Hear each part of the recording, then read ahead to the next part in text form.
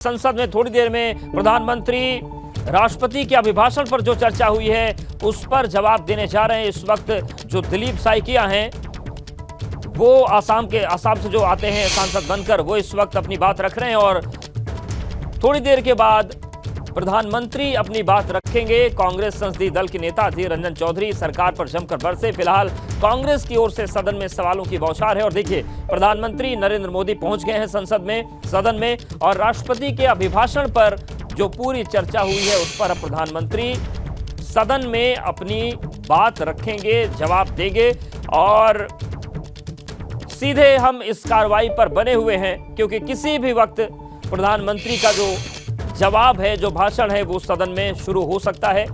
और इस वक्त कांग्रेस के सांसद जो हैं वो दिलीप साइकिया वो इस वक्त बोल रहे हैं और प्रधानमंत्री पहुंच चुके हैं और प्रधानमंत्री राष्ट्रपति के अभिभाषण पर जो चर्चा हुई, जो आरोप प्रत्यारोप हुए और जो तमाम बातें रखी गई हैं विपक्ष की तरफ से, उस पर वो अपना भाषण देंगे। इसके बारे में तो कोई आइडिया ही नहीं है कि उनका ट्वीट भी आया है तो बंगाल से बाकी से आगे से उनका ट्वीट शुरू होता है क्योंकि ट्वीट में ही रहता है, सोशल मीडिया में ही ज्यादा रहता है।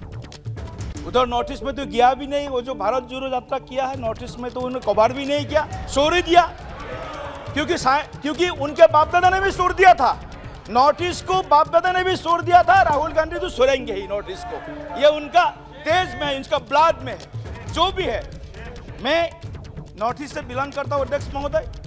पिछले 9 सालों में नॉर्थ ईस्ट में एक परमानेंट पीस, स्थायी शांति, एक विकास, प्रोग्रेस और प्रॉस्पेरिटी, समृद्धि अगर किसी प्रधानमंत्री जी के नेतृत्व में अध्यक्ष महोदय हुआ है, हमारे सबके प्रिय, विश्व के सबसे जनप्रिय और देश के गरीबों के मसीहा, युवाओं के कल्याण के प्रति समर्पित हमारे सबके आदर्शवादी नेता नरेंद्र मोदी जी के नेतृत्व में हुआ अध्यक्ष महोदय। अध्यक्ष महोदय, आज पूरे नॉर्थ ईस्ट में आज शांति के स्थायी शांति में तबादला करने के लिए अलग अलग उग्रवाद, अलगाववाद जो क्षेत्रों में काम करते थे उनके साथ समझौता हुए हैं।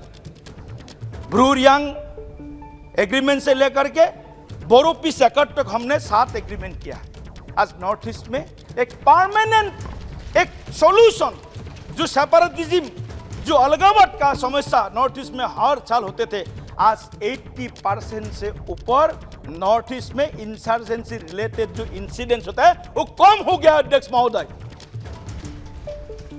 हजारों लोग जो मरते थे हर साल, आज उसमें भी एकदम कमती आ गया है, कम हो गया है अध्यक्ष महोदय। तो इसीलिए मैं प्रधानमंत्री जी को, मैं नॉर्थ ईस्ट के एक नागरिक के नाते मैं तहे दिल से धन्यवाद देता हूं। नॉर्थ ईस्ट का अगर कोई अच्छे अभिभावक है, अगर कोई सच्चे मेंटरशिप नॉर्थ ईस्ट का कोई प्रधानमंत्री जी ने लिया है देश आजादी के इस अमृत काल में, नरेंद्र मोदी जी हमारे अच्छे अभिभावक है और सच्चे हमारे मेंटर है। इसलिए मैं प्रधानमंत्री जी को इस सदन के माध्यम से मैं मां कामाख्या के शरणों में प्रार्थना करता हूं।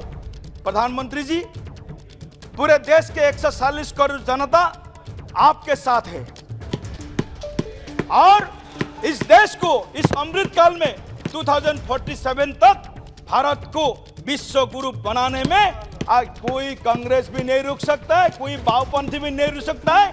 देश के 140 करोड़ लोग प्रधानमंत्री जी के हाथ थाम लिया है और प्रधानमंत्री जी के नेतृत्व में ही 2047 तक भारत विश्व गुरु बनेगा। नॉर्थ ईस्ट भी उनके हम साथ है, पूरे देश आपके साथ है। इसी वाक्य के साथ मैं फिर से देश के यशस्वी प्रधानमंत्री, गरीबों के मसीहा, युवा, महिला सब के लिए जिन्होंने पिछले 9 सालों में एक बहुत बड़ा अपने भूमिका निभाई, ऐसे प्रधानमंत्री जी का मैं धन्यवाद देते हुए माननीय राष्ट्रपति जी का अभिभाषण का समर्थन करते हुए मैं अपना वाणी को यहाँ विराम देता हूँ। धन्यवाद।